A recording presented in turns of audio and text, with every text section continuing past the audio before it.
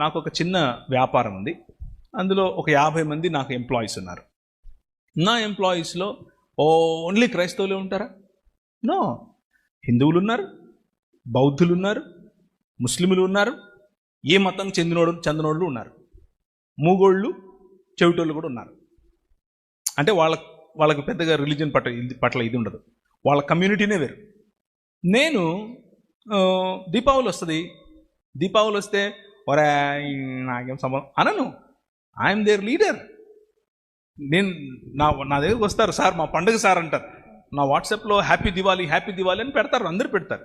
పెట్టినప్పుడు అందరిది అయిపోయిన తర్వాత ఆఖరిలో నేను ఒక చిన్న రైటప్ రాస్తాను. ద లైట్, వెలుగు అంటే ఏమిటి నా పర్స్పెక్టివ్లో రాస్తాను.